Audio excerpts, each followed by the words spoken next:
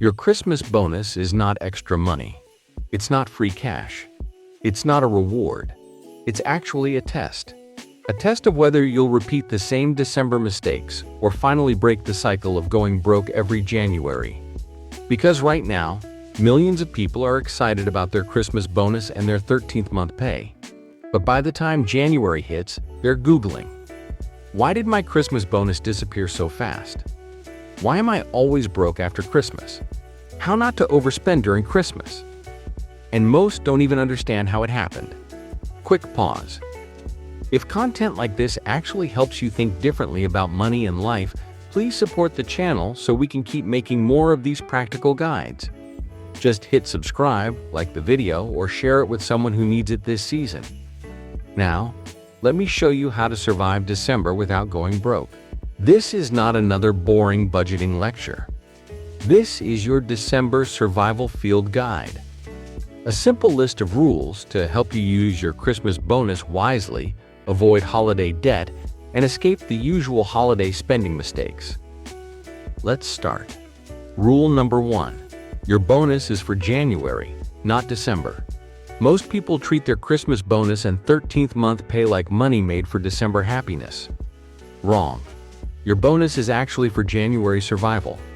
Rent, bills, food, transport, emergency expenses. Because once December ends, life doesn't magically pause. If you want to stop asking why I always go broke after Christmas, this mindset shift changes everything. Rule number 2. Follow the 40-20-20-20 bonus rule. Here's how to use your Christmas bonus wisely using a simple rule. 40% January survival fund, 20% debt reduction or savings, 20% smart holiday spending, 20% personal or future investment. This isn't about killing your joy. It's about protecting your next 3 months. This is real holiday financial planning. Rule number 3. Avoid these 3 December money traps. Every December, people fall into the same traps. I deserve this spending, gift guilt spending, sale-induced panic buying. These are the biggest reasons people experience holiday overspending and holiday debt stress. Before you buy anything, ask, am I choosing this or am I being emotionally driven? Rule number 4. Know your December danger zones. There are 3 danger zones in December. Week 1, impulse shopping. Week 2, gift buying plus family budget pressure. Week 3, last-minute Christmas rush. Most people don't go broke on one big purchase. They go broke through small daily spending, that coffee, those add-ons, that extra gift, that unplanned dinner. This is how holiday spending tips actually work. You track the leaks. Rule number 5. Outsmart the Christmas shopping rush. Here's how to outsmart the Christmas rush shopping. Never enter a mall without a list. Set a spending cap before shopping. Unfollow shopping influencers in December. Turn off flash sale notifications. This is how you win the holiday shopping battlefield. Rule number 6. Stop believing gift-giving lies. Let's kill some gift-giving myths. Expensive gifts do not equate to love. Being in debt does not mean generosity. Suffering does not make you feel the holiday spirit. Social pressure spending is real. But real love doesn't want you struggling in January. Thoughtful doesn't have to mean expensive. Rule number 7. Use the social pressure rating system. Before saying yes to something this season, rate the pressure. 1. I actually want this. 3. Mild guilt. 5. Emotional pressure. Anything above 3? Pause. This is how you protect your mental health and money during holiday financial warfare. Rule number 8. Make a Christmas expenses plan. Instead of spending randomly, create a simple Christmas expenses planning list. Gifts, transportation, food, events, emergency extras. Give each one a budget limit. This is what real budgeting during holidays looks like. Not perfect, just intentional. Rule number 9. Saying no without making it a thing. Overspending doesn't come from lack of money skills. It comes from avoiding awkwardness. So don't emotionalize it. Just systematize it. Use one of these 3 scripts depending on the situation.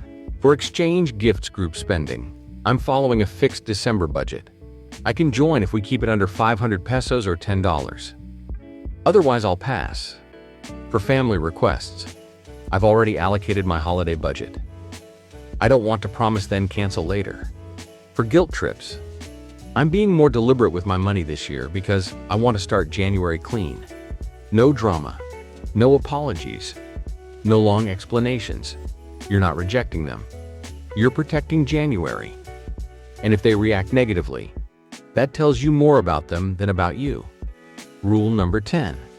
The January filter. Forget future self-motivation talk. Here's the actual filter.